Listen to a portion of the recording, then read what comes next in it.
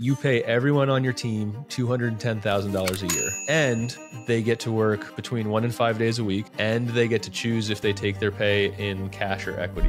One of the factors that you can control when it comes to building a great company and something of value, it's getting the right people on the bus. And we have a model that helps us get the right people on the bus. Once we recognized that staying small was the most important thing to us, we said, how does a small company of 20 people compete with a big company of 200 people? And the first sort of realization was you're going to have to hire great people.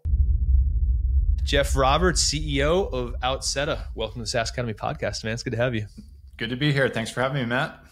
Love it. So we do a lot of research before the shows, and there was a couple of cool things that stood out. But where I would love to start is I feel like people aspire to take small companies and make them big, right? Everyone talks about growth. We talk about growth. All of our customers want to grow when they come and join SaaS Academy. And I wouldn't say that I feel like you don't want to grow. Obviously, you're running a super successful company. But I think one of the things that fascinates me is you went from a really large company that you grew, right, at Buildium, and then left to co-found a company or to found a company, that you're intentionally building to stay small from a headcount standpoint. And so I would love to know, in your Buildium days, like what was that journey like? Because you started pretty early and were with them up through 20 million in revenue, right? Yeah, so I started my career at another SaaS business called Buildium. Was super fortunate. I had no particular interest in technology, no particular interest in startups. It was just the first job that I got out of school, and without knowing it, I stumbled into a really good situation. The company had found product market fit. It was basically all engineers when I showed up, and they said, "Hey, we need someone to figure out how to take this product to market and figure out the marketing piece. Go sit over there and do some marketing." And I tell people all the time, my entire career has benefited from that experience. I just walked into a team of people that knew how to build a SaaS business and in most ways did sort of everything right. We bootstrapped the business to about $7 million in revenue. We recognized at that point the growth of the business was hindered only by not having more cash to invest in the business. So we raised funding, had a big acquisition, sold to a public company, all those sorts of things, and had a great experience. So a lot of people see what we're doing at Outseta today and say, this has to be a reaction to something that went wrong and the evils of venture capital and all that kind of stuff. Couldn't be further from the truth. But we did say, hey, we've got an opportunity to start with a blank slate. What do we want to do differently? And one of the things that really drove every other decision is we said, when we were a company of 20 employees, it was just more fun than when we were a company of 200. There's, less bureaucracy, less politics, less all of those things. So we said, if we don't want to run a 200-person company, how can we still build a successful business? What does that need to look like? How do we sort of work within the confines of, let's just say for the sake of example, never growing beyond 20 people. And that colors everything that we do at Outseta today. That's awesome. What was one of the things that you learned? What was one of the things that you learned to do at Buildium when it was big that you learned how to do it? I think people talk about this, like they navigate big businesses, they figure out how to get stuff done. It's like this whole skill set. What was one of those things that you learned how to do it and got good at it, but you realized you didn't want to do that in your next company?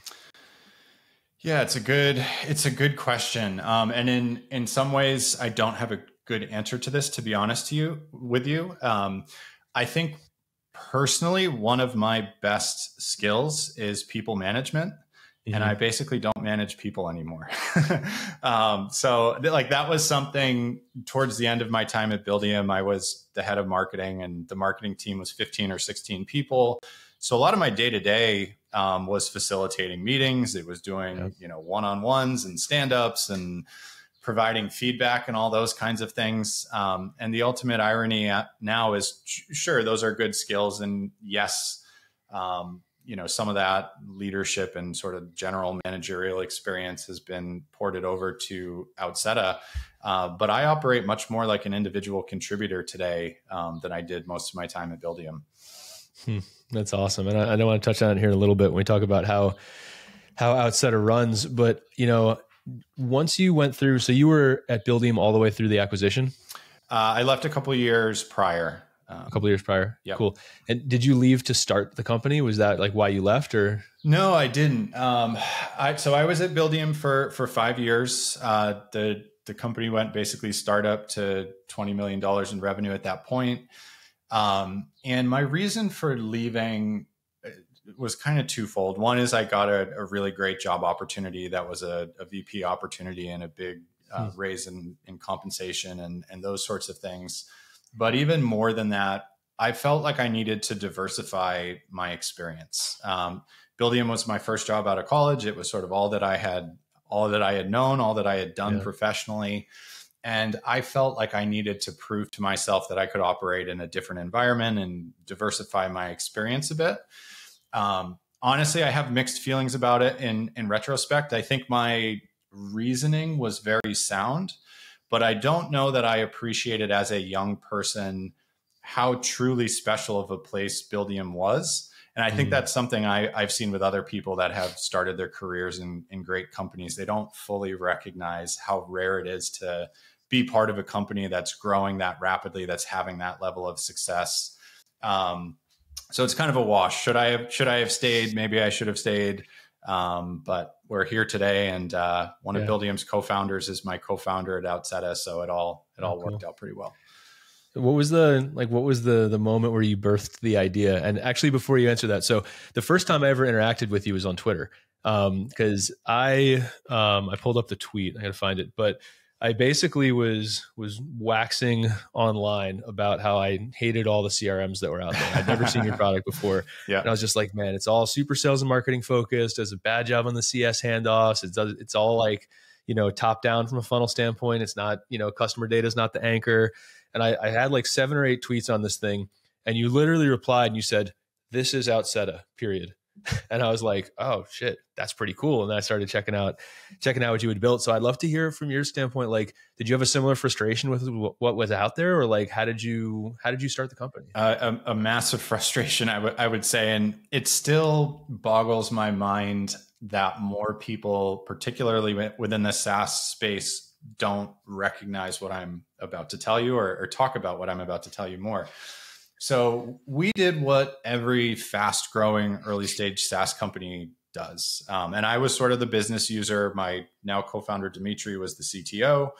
I went to Dimitri and I was like, we need to integrate Stripe and ChargeBee for billing. And then, we need HubSpot for marketing automation. And it's time to get Salesforce for a CRM. And we need Zendesk for support. And we need ChartMogul for reporting. And next thing you know, we were spending a lot of time and energy integrating all these tools, to the extent that Dimitri kind of threw his hands up one day and was like, listen, Geoff, I'm spending a huge percentage of my time integrating software when I should be building our software. And what was born was really a very, very basic tech stack that Dimitri actually built to support the company in its early years. And we used that tech stack to scale to about $7 million a year in revenue before we kicked it to the curb and sort of piecemealed together a more formidable tech stack. But when we kind of looked back, we said, you know what? Every SaaS business out there needs the same core tools. Like, everybody needs payments. Everybody needs authentication. Everybody needs a CRM. Everybody needs email and help desk. Why is everybody like piecemealing all this together when the core needs are the same? Sure, there's lots of other tools you could fold in, but that's where the business idea came from. And a parallel that people really like is if you're launching an e-commerce store, there's Shopify. Shopify makes it easy. It kind of gives you the basics. And that's very, very much what we're trying to do at Outseta for other SaaS businesses. So what was the atomic unit, so to speak, of the business though, right? Because if you were integrating all that other stuff, were you building a different business? This was an internal tool that you spun out to become the main business, or like what was the first idea? So we built our own internal tooling. We were like, rather than buying Zendesk, I think the first bit that was actually built was support ticketing. We were like, we don't need all the features of Zendesk. It's expensive. We need like basic ticketing. And Dimitri built something, and then we sort of did the same thing with CRM. We did the same thing with other areas of the business. And we started, to be fair, we started from scratch when we started Outseta. We didn't take the infrastructure that we had built for Buildium and sort of productize that. But it was heavily, heavily, heavily informed by sort of these simple tools that we had built internally. Got it. That was the context I was missing. So you went through this at Buildium, and this is where you started rolling your own tech stack. And then you said this could be a product, and went out to go build it. Exactly. Got it. That's cool. That's cool. And so it was you and Dimitri to start. And right. So what you want to stay under 20? What's your head count now? We're six people like on our team now. And then we've got 2 or 3 contractors that kind of come in as needed. That's cool. And of course your claim to fame, at least in my world, because I'd love to nerd out on teams and comp and structures and the whole 9 yards, is you pay everyone on your team $210,000 a year. And they get to work between 1 and 5 days a week, and you prorate that salary based on how many days a week. And they get to choose if they take their pay in cash or equity. Did I capture it all? Got it. Those are sort of the three pillars. So where it all comes from, it all ties directly back to that goal of staying small. So once we recognized that staying small was sort of the most important thing to us, or at least where we wanted to start, we said, how does a small company of 20 people compete with a big company of 200 people? And the first sort of realization was you're going to have to hire great people. You're going to have to hire sort of these 10x employees. How do you go about doing that? We said have to pay them pretty well. $210,000, I recognize, if you're an engineer at a Facebook or whatever, you can make a lot more money than that. But we think that's a pretty healthy pay rate that's going to attract generally good people. So we started there. Then we said, you know what, we're bootstrapping this huge product. It's going to take us a long time to generate significant revenue. How do we attract these people to the team early on? And we said, let's give them an opportunity from an equity perspective that is way accelerated compared to what you'd see in a typical tech company. So if you come in, you can decide how much or how little you want to work for equity, and you start earning that equity immediately. So everybody on our team is a meaningful owner in the business. And then we said, okay, what else can we do to help us sort of attract this sort of top talent, if you will? We said a lot of great people, particularly in the context of startups, have their own projects or might not be looking for a full-time opportunity. Let's give them the ability. If we can get an amazing person 2 days a week, I'll take that amazing person 2 days a week. I don't need them 5 days a week. So these things kind of all coalesce together. And a lot of people, particularly in the startup world, who look at this model kind of scoff at me, and they're like, oh, you've been around long enough now. You have the capital to be able to pay these people these great salaries. Like, this isn't helpful to us in the context of being an early stage company. And they're completely missing the point. The beauty of the model is not that you need to be able to pay everybody $210,000 a year right out of the gates. It's that you can step into it. So as we make more money, we basically sit down with a team every quarter and we say, we've grown revenue by X%. We can afford to step up people's involvement in the business and their cash compensation accordingly. And people generally ramp up in the company in terms of their pay as we're able to pay them more. So it's been a really powerful way to communicate to our entire team, this is what growth looks like. You have a huge impact on growth. And as the business grows, this is sort of how everybody's going to scale up within the context of the company. That's interesting. And so as you grow, like, does the 210 number go up, or is it the ratio between equity and cash that, like, you guys slide that around? So we call it, we call it like a build your own adventure compensation model. And it looks very different for everybody on our team, to be frank. So I'll give you a few examples. Sure. Myself right now, I work on the business 5 days a week. I am getting paid 3.5 days a week and earning equity in the company 1.5 days a week. So my full-time salary right now, if you do the math, it's $147,500 a year. We've had other employees. Bernard is an engineer on our team, for example. When he was looking for his next job, due to, he was the CTO at Buildium also, so he's someone we knew.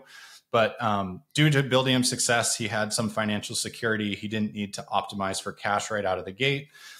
He came to us and said, you know what, I want to build equity in this thing fast. I believe in it. I'm going to work mostly for equity. And in 2.5 years, he built up like a 14 or 15% ownership stake in the company, which is incredibly fast to own that much of a business.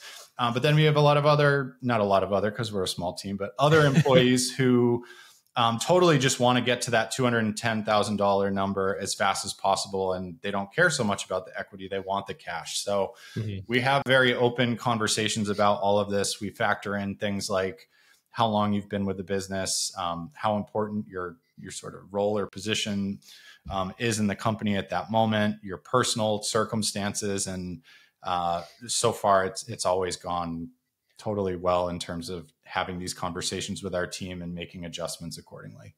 That's interesting. And so you just have to kind of manage the tension in the system, essentially. Like if you have someone who says, I want to work 4 days a week for cash, and you might say, I can only give you 2 days a week for cash. But if you want to work 4, you can get 2 in equity. What do you want to do? Is it like that? That's exactly right. Yep. And so one of the prerequisites to make this all work is you have to be completely transparent with everything within the business. So all of our employees, like down to the penny in our bank account, like they know everything, and they know sort of as we grow, how things are going to shift and who's up next for a bump in their pay and all that kind of stuff. That's interesting. How I'm so fascinated by this. I hope you don't mind all the question on this, but I think people listening to this, it's such a 180 degree pivot from all of the like natural, well-accepted company building wisdom and how you structure things. I mean, so no equity, no cliffs, no nothing like that. It's just basically you get it when you earn it, and that's the game. You get it when you earn it. There are some important nuances, I would say. So the way that our equity pool works is it grows over time as people elect to work days for equity. So let's say across all of our employees all time, 100 days have been worked for equity, and I've worked 10 of them. I own 10% of the business. But as people continue to work for equity, that 100 number grows. So what that means is if somebody left the company or just stopped working for equity altogether, their equity stake would diminish gradually over time. So that's a little bit of a protective measure for us, right? It's a protective measure every way. And certainly our goal isn't to have people working for free and for equity forever. At some point, we'll probably freeze the equity pool where it is or do something different with it. But it diminishes at this point. We're an 8-year-old business. It diminishes very, very slowly. So that is kind of an important protection, I would say.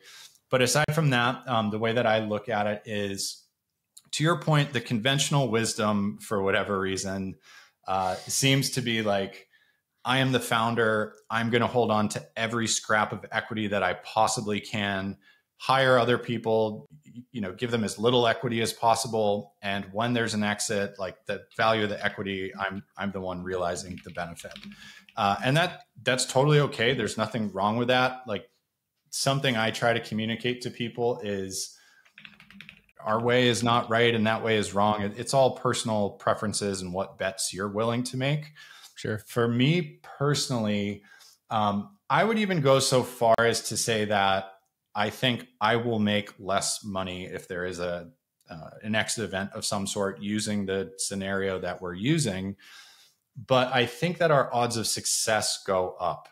In my opinion, one of the factors that you can control when it comes to building a great company and something of value is getting the right people on the bus. And we have a model that helps us get the right people on the bus. So I'm sort of maybe betting on a lesser end outcome, but a higher probability of making that outcome occur, at least in my opinion. Well, it's interesting if you kind of reverse it and kind of work backwards from the end, you'll probably still experience less dilution than a successfully exited venture-backed founder at the end of the day. Yep. You'll own more of the company than they do in a lot of cases. We have fought tooth and nail to remain bootstrapped for exactly that reason. So yeah. It would be tough to stack the two, right? Take like venture capital type dilution after running this model. It's interesting. So I get very like Calm Company vibes. I think about Basecamp and Jason. I think about Tyler from the Calm Fund. Yep. like Jason and DHH did a lot of writing a couple of years back on why they didn't issue equity to their teammates at Basecamp because they weren't planning on exiting. They wanted to run it forever. And then I think they did. How does, this will be relative to your goals for the company, like how does the equity benefit the employees? Like, is it, what do they get from it? So there's two things.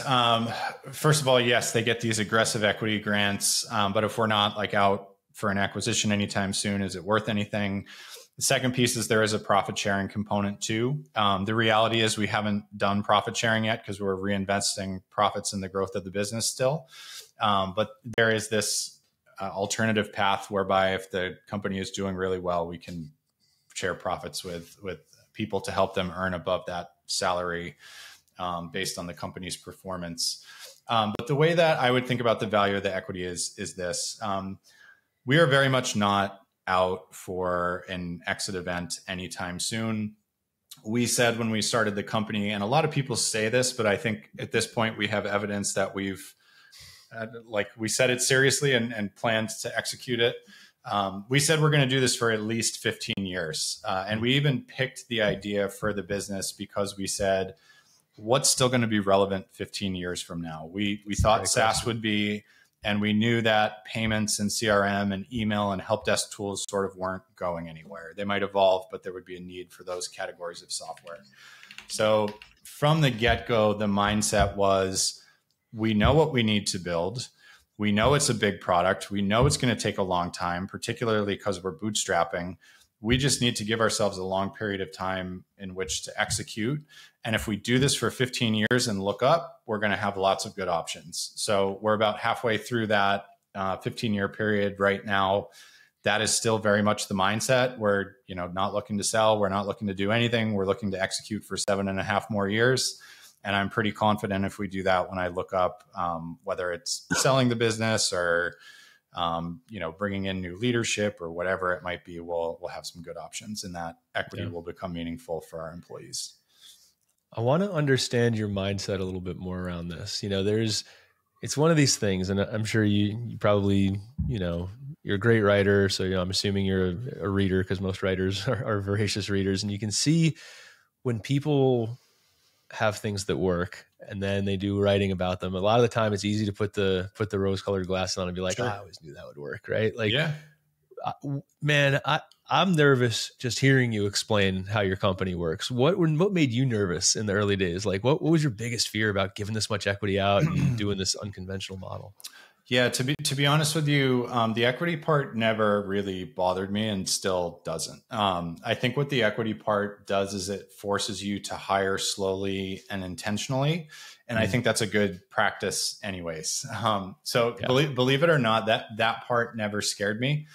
The second blog post I ever wrote, going back 7 years now, is called My Reservations with Our Startup Idea and How I Overcame Them, or something like that.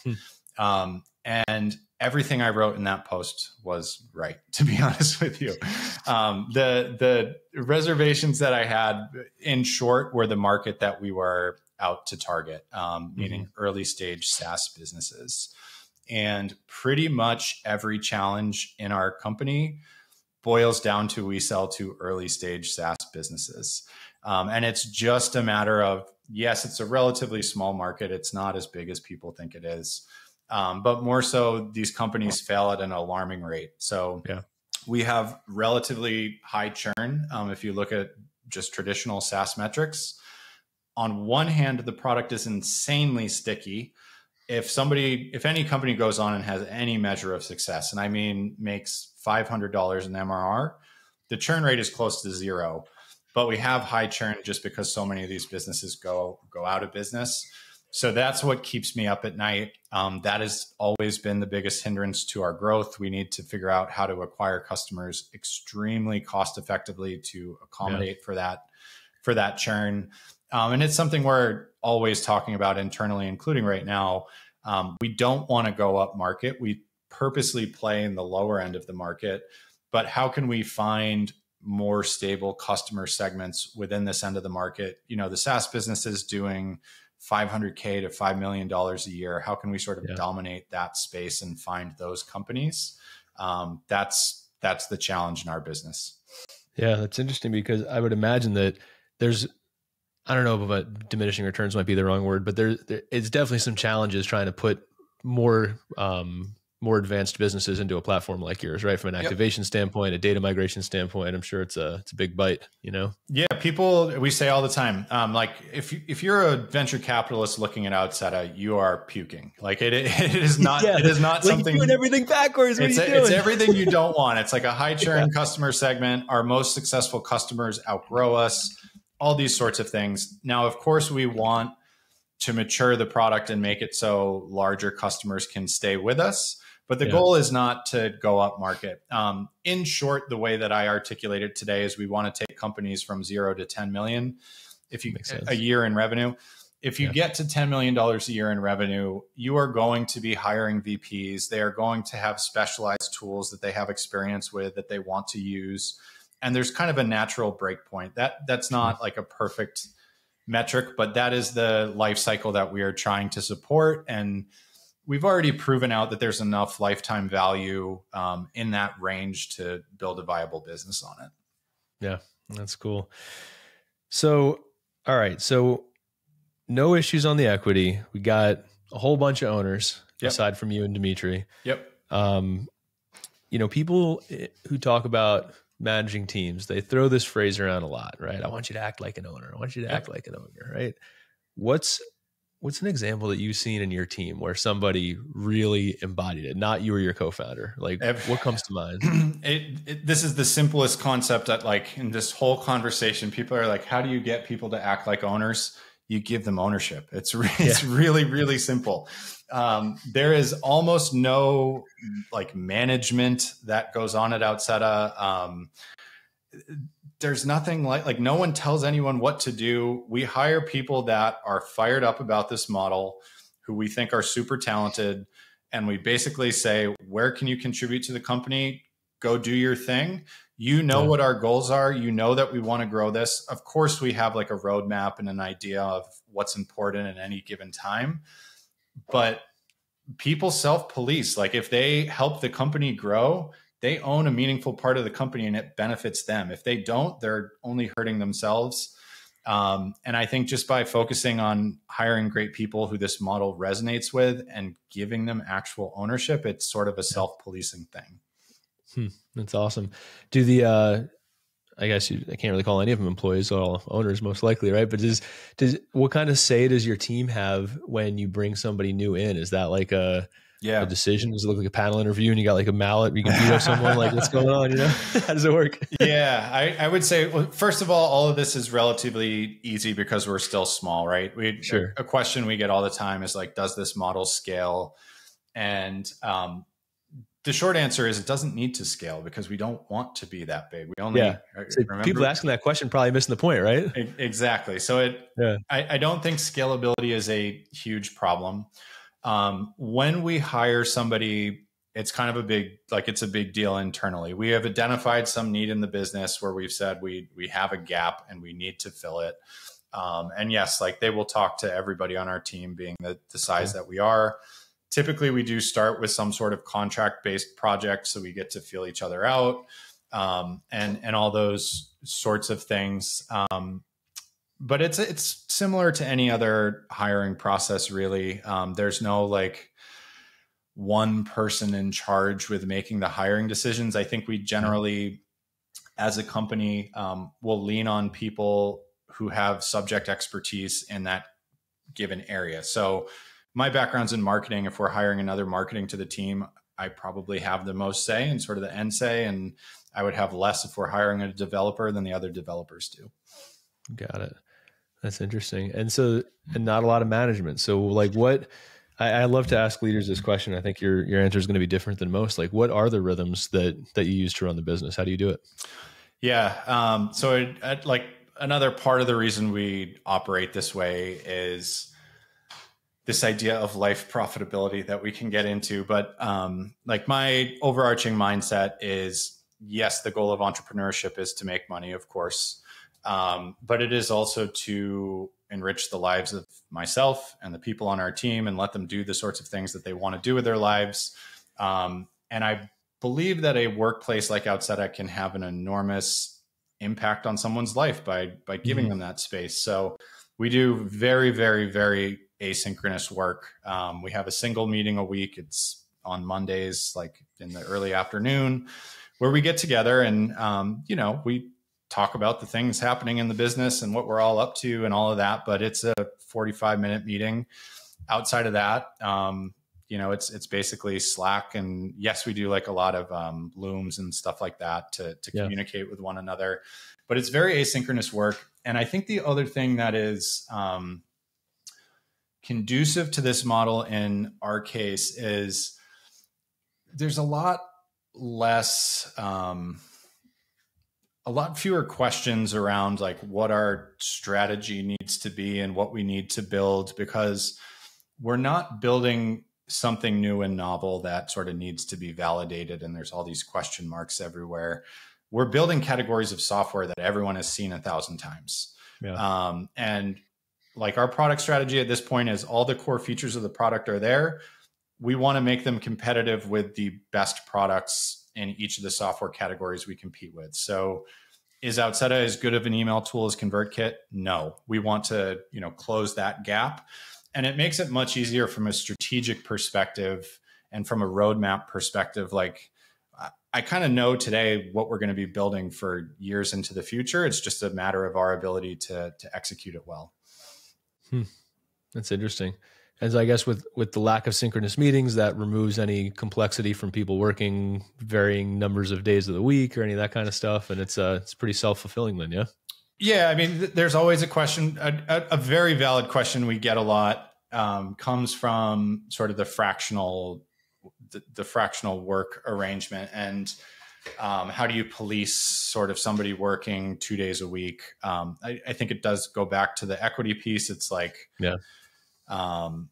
it is self-policing in that regard, but we're not tracking anybody's hours. We have some employees that work 2 days a week and it's like they work Monday and Wednesday. We have others that will work 2 days a week and they work like 2 hours on the business every day. It's very loose is the only thing I can communicate there. Yeah, no, that's cool. And so I can tell you with a pretty high degree of confidence, Geoff, that most of the founders listening to this podcast are not running a business that operates anything remotely similar to the way yours does. Sure. But the interesting thing is I bet there's a subset of those people that wish it did. Yeah. Right. And so my question is, what would you say to a founder who wants to make their company calmer or make their company more asynchronous or just kind of implement some of the things that you've done? Like, how would you coach that person? Yeah, there's a few things that come to mind. The first one is I just like this idea that there's so much innovation in what all these tech companies are building, but so little innovation in how we build these companies. And I think that's a missed opportunity. And I think a lot of people I talk to get very hung up in legal structures and things like that and see these as obstacles. But at the end of the day, you can run your business however you want. Like you really have way more freedom than you probably think that you do. So I'd encourage people to start there and just say like, best case scenario, how does this look and feel to you? Yeah. Beyond that,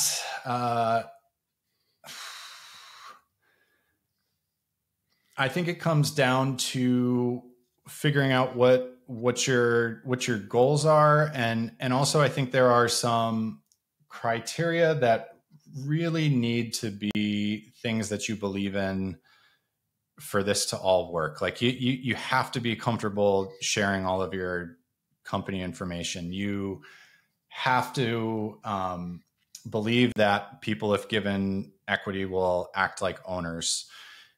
You have to believe that you can build a high trust environment, and hiring slowly is part of that. If you find yourself nodding to these ideas, then I think you can implement this successfully. And the other thing again is like, I think the structure is great for startups. I think you can step into it and it provides a roadmap for how you're going to grow and all those things that I mentioned.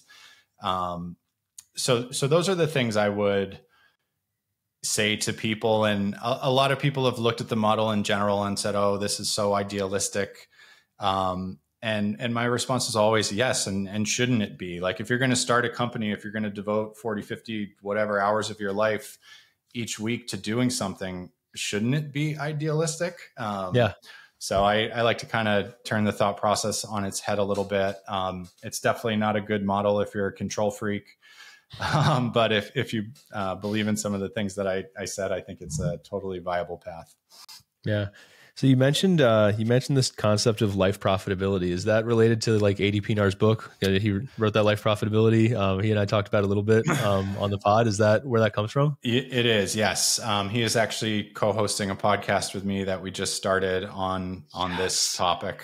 My favorite people just coming together in this little world. It's good. Yeah, we were just hanging out in Denver a couple of weeks ago. He flew up for our event and we did an episode together. A.D.'s great. Yeah, he's awesome. And I read his book a couple years ago, and it just gave language to a lot of the things that I had been thinking about myself, and a lot of the ideas that Outseta was really based around. And I said, there's the terminology. Let's use that. And next thing you know, actually Arvid Kahl connected us, and we're working on a podcast focused on other entrepreneurs who are sort of building companies in this way. Yeah, that's amazing. That's super cool. Yeah, he had a lot of great stuff to share, because his journey's been incredible through WooCommerce and then 2 other companies after that, and some big, some small, some co-founders, some not. He shared some cool stuff on the pod. Talk about a roller coaster of experience. He's had all the highs and lows you could imagine. So, man, I know that's right. He sure has. That's cool. All right, awesome. Well, let's switch gears for a minute then, because you've done a lot of writing, I'm sure a lot of thinking and experimentation on pricing in general, pricing for your product in particular. But I'm curious, like, maybe instead of the usual question, which would be, tell me how you approach pricing, I would love to know, what was a pricing model you tried that didn't work? Yeah, it's a good question. Our pricing model has not changed much. We have changed aspects of it, but the overarching model has not changed really in any fundamental way. And the reason for that, in short, is pricing Outseta is incredibly difficult. And I'll explain why. You might not think this at first, but if you just look at the categories of software that we cover, a lot of payment tools use sort of a usage-based monetization model where they take a percentage of revenue processed through your platform. Stripe, for example, takes their 2.9%. Yep. We do that. So I'll get to what we do, but yes, we do that on the billing side. If you look at CRM tools or help desk tools, those are usually per user or per seat pricing models. If you look at email tools, oftentimes it's like the number of subscribers or the number of emails sent. And we have kind of all these components. And one of our initial ideas was, let's just charge a flat subscription fee and you sort of get everything. And that sounds like a good idea. And I wish that we did that in many ways. But if you just charge let's call it $99 a month. If you just charge $99 a month, you're suddenly going to attract a whole group of people that realize they can send unlimited emails, for which we have costs, that are going to sign up for the platform and send thousands and thousands and thousands of emails. So everything we sort of started looking at became problematic in one way or the other, because we're not just building one of these categories of software. We need a model that accommodates all of them. Yeah. So the overarching strategy that we landed on and that we use today is there is a monthly subscription fee. It starts at $39 a month. And that gives you access to everything. You get the CRM, the email, the help desk, the authentication, the reporting, the entire platform is $39 a month. And what we're trying to do there is basically give the product away for a very artificially inexpensive price. If you look at the price of Outseta versus, buying an email tool and a help desk tool and a CRM and et cetera, it's very, very, very cheap. And that's by design, because we sell to startups. So it's like, here's a almost non-negotiable, like, amazing deal if you want to start with us. And then as you grow, we take a 1% fee on successfully processed payments. So the idea is as the startup grows, so does our cut of revenue. And we're sort of like a 1% investor in all of our customers. That model has worked pretty well for us. To be honest, we did have a freemium plan originally, which was one of the bigger mistakes. So I guess now that I'm saying this and backpedaling a little bit, we did sort of goof with the freemium model. The actual paid plans always operated the same way, but in our early years, we had a free tier, so you could sort of try everything for as long as you wanted, and you'd eventually trip over sort of a usage threshold and move on to our paid plans. The big learning there, and I talked about this one a lot, is freemium is tough for small bootstrap teams, I think. And for us, it was particularly tough from a support perspective. We just had, at one point, it was thousands of free users signing up every month, and they were hitting our support queue, asking questions about integrating Outseta with all sorts of different frameworks and technologies and whatnot. And it just got to the point where it ground our ability to focus on marketing or building new products to a halt. So we killed freemium, which also it's not the easiest thing to do. Once you have a freemium plan, even if you kill it, you're going to have people that were on that plan well into the future. So we moved to a free trial model where we require credit card up front. You're sort of on a fast track to conversion. And we sort of deliberately shrunk our world, and it's worked much better for us. So when you turned freemium off, did you stop letting people who were on it continue to use it, or you stopped selling it? We let everybody that was on it continue on it. Got it. And that's something that to date we have taken a lot of pride in, and sort of one of the reasons we want to stay small and independent in general. We have raised prices. We've never raised prices or changed prices in any way for any of our existing customers. I would like to see if we can actually keep that forever. Like whatever price you signed up at, you can stay on that forever. I don't know that that's going to be the case or not. But yeah, we still have freemium users today. That's interesting. We spend a lot of energy in the academy trying to coach bootstrap founders out of doing freemium. Yeah. It is for the exact reason you laid out. There are so many hidden costs. It sounds so good on the surface. And then when it gets into actually holding the quality bar of the kind of interactions you want to have as a founder, it takes pride in what they do. It's tough, man. A founder of a AI startup that's being born out of a lab at Harvard reached out to me yesterday, and he was like, I read your article on freemium versus free trial.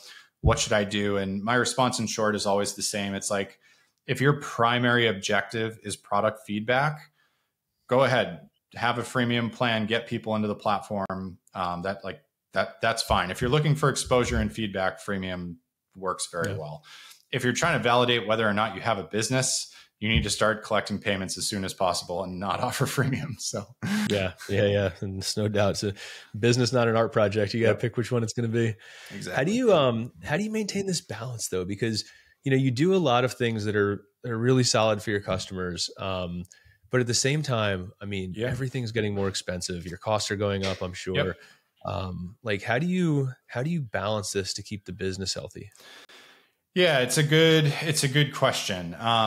Outseta doesn't operate with huge margins, first of all. So we'll just throw that out there. I would say that this will be an unpopular answer with a lot of people for many valid reasons. But we have built some advantages into our business now simply because we were willing to suffer longer than others. Because we have just built this company over 8 years and we haven't taken external financing, and we've made a lot of other, I can give you some examples, but we've made some product decisions where we elected to do things a much harder way than our customers did because they would give us the ability to pass lower prices on to our customers. We just suffered for a long time, to be honest with you. And now we have some real advantages around pricing because of that. I don't know that I would encourage other people to suffer for as long as we did, but it's certainly something that benefits us now. I do also think that, yes, we've been extremely customer friendly with our pricing and not raising pricing and all those sorts of things. I'm sure we will at some point. We'll sort of sharpen our sword when it comes to revenue optimization more so than we have done so today. I just want to be very, very confident when we make whatever pricing change that is, that we can look back and say, look, we haven't raised prices in 8 years. We've delivered these 150 features or optimizations. Like, we have worked for this. And I already know that when we get there, our customers will understand. That's cool. I'm sure they will. I mean, especially with how transparent you guys are, just outwardly to the market and to your customers. Let's talk about suffering, man. So, I have this strongly held belief that every successful business is the survivor of a near-death experience. And I'm sure you probably have a few buried in your resume. Like, so when you say suffer for an abnormally long period of time, like what was going on? How long were you suffering for? Like, what were the lows of this whole story? Yeah, we have some good ones. Lay them on me, man. So that one of the really interesting things about our business, I think, at least for other co-founders listening to this or founders of businesses, we have 3 co-founders and we all have very different financial positions. One of us is completely set for life. One of us is kind of in the middle, and I'm the poor one. But that right away introduces a pretty interesting dynamic, right? It's like we obviously all want this thing to be successful, but our experiences and what our entrepreneurial journey has looked and felt like are quite different, frankly. And again, it just takes like philosophical alignment and being open and those sorts of things to work through all of that. But long story short, Outseta took 2 years to get to market. It's this huge product. So it took about 2 years to even build the MVP. Year 3, we focused entirely on selling to developers. And I would say we struggled mightily. What we sort of realized was we were trying to change the default behavior of developers. Developers love to over-architect their tech stack in the early days. They have the skill set to do so. You can even get them to make an intellectual argument that it's not the best use of their time, but most of them are going to do so anyways. So about 3 to even 4 years into Outseta, we had very, very little revenue. I forget exactly what it was at 4 years in, but it was small. It was like $5,000 or $6,000 a month in MRR, maybe. After 3 or 4 years of effort, which is a long time to put in to get to $5,000 or $6,000 in MRR. Anyways, around that time, I was still consulting to pay my bills. Outseta was not, might have been paying me $1,000 a month, something like that, something very inconsequential. Let's put it that way. I found out unexpectedly in regards to one of them that my wife and I were having twin boys. We knew that we were getting pregnant. We didn't know that there were 2 coming. And then 6 months later, a pandemic hit and my wife lost her job and I lost my consulting work. So I was sitting there at that point with a SaaS product I'd put about 4 years of effort into that wasn't paying me anything. My wife had no income. We had 2 little kids at home. And you better believe we had a moment of reckoning and serious conversations about, is there a reason to believe in this thing and continue working on it or not? Sure. That was enormously financially stressful. I decided to continue on. I wish I had some great answer for you. I don't really. It was more stubbornness than anything. I would say that I kind of looked at the idea of walking away from something I'd put 4 years of effort into with nothing, and I couldn't stomach that. That's one piece. The other piece is I knew I had my co-founders right. Like, even though I never, and I still don't even think Outseta is like this great business idea. I knew that I had the right people on the team. And I said, you know what, if I didn't do this, I'd want to work on a startup again. I'd want to work with these guys. We've got a 4-year head start on a product that I think there is a market for that is not going to go away. We just need to continue working on this thing. And long story short, in year 4, we sort of got discovered by the no code community. And what we found there was a target buyer that doesn't have the skill set to integrate all these tools, that Outseta is arguably that much more valuable to. And that really kicked us into gear, and we started growing. And, then we had more reason to believe because revenue was actually growing in a substantial way. And then ironically enough, the developers kind of came running back. With the developers, it was really a matter of seeing the product mature. They're much more knowledgeable buyers. They, know the ins and outs of the payment tools and authentication tools and email tools in a way that the less technical buyers don't. But as the product got better, we were able to serve both those audiences that much better. And ultimately, the business started to work. But it was there's such a good lesson in there, though. Hold on, if I can jump in for a second. I just want to I try to do this. I just pause to shine a light on something you said, because there's a lot of early stage founders who listen to this podcast, man, and it's like the one feature away fallacy, right? Where you always think I'm trying to sell, in your case, these developers. If I just change the authentication thing or change the way the API works with the email, then they'll get it. Yep. And so often that's not the case, right? And so for you, what I'm hearing is it wasn't about selling this tool you had already built to a developer to make their life easier. It was selling it to a non-technical SaaS founder to give them access to what you're doing in the first place. Yep. But that's not a product change, right? Not a massive one anyway. That was just a positioning pivot. Yeah, absolutely. It was just finding a new audience that the same product served equally well, if not better.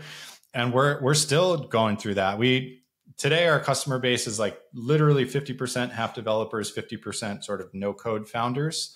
But we are constantly looking at who can use this product that's an attractive customer and where can we find more of them. And right now, believe it or not, one of the answers to that question is like professional or trade organizations for specific industries that charge membership fees.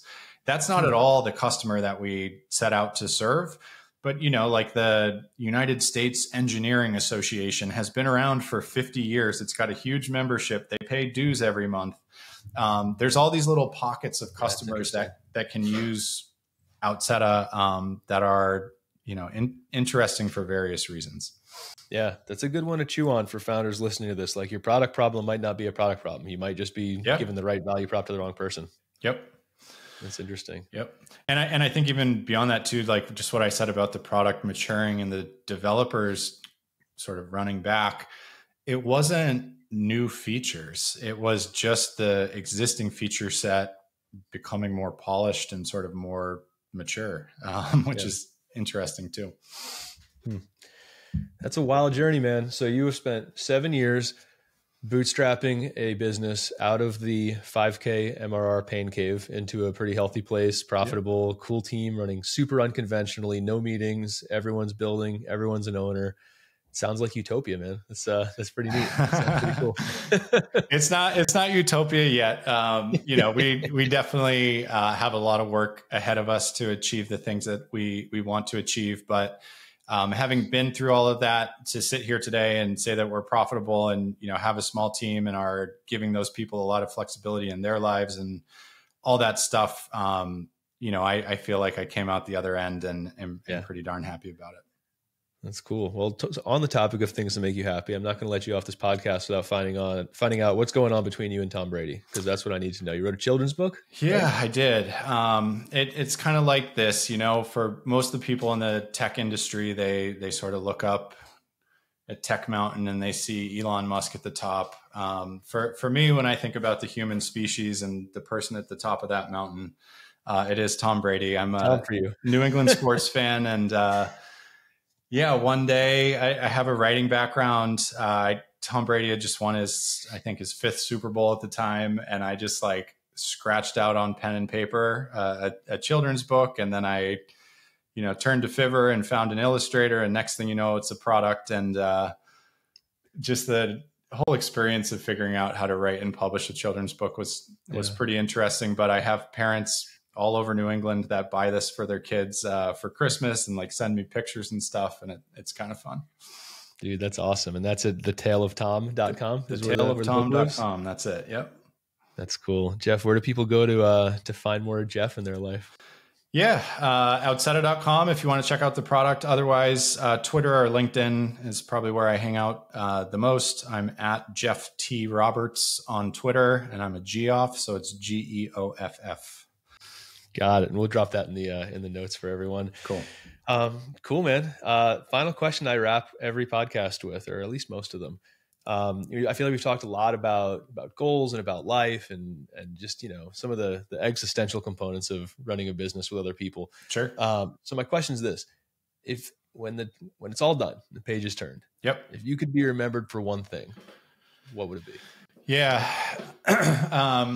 So I'll give you two parts of this. A lot of people, after they hear about how we run the company, ask like, what's your end goal? What does success look like? And I don't have a really clear picture of that, to be honest. What I have started saying, and I think it's directionally true, if we could build Outseta into a $10 million a year business with 20 employees, I think that would be fantastic. Yeah. That would mean if we do have an exit of some sort, it would be a sizable exit. That would mean we could pay everybody on the team great. We could really invest in the product in significant ways. I think the business really works if we can get to that point. So I would call that a success if and when we get there. Beyond that, for me, I think you hear a lot of people talk about impact and, they want to facilitate entrepreneurship for 1 million people. And there's always this big number. For me, it's not a big number. For me, the whole point of operating this way is, in my mind, the business exists to serve our employees. And a lot of people don't like when I say that either. They say, shouldn't the customer come first? My mindset is building something great for the customer is a prerequisite to be able to do the things that we want to do for our employees. So in short, success for me is we've got a team of 10 to 20 that look back one day and say to me and the other co-founders, you built something special that enabled us to do the things that we wanted to do with our lives. Thank you. If 10 or 20 people say that to me, that's a huge success. It's a good one to hang your hat on, man. That's awesome. Geoff, I appreciate you coming on and sharing, man. It's a great story of how you've navigated through everything, dude. And Outseta is, like I said, super cool, super unconventional. And I really appreciate you sharing your point of view, man. So thanks for coming on. Thanks for having me. This was fun.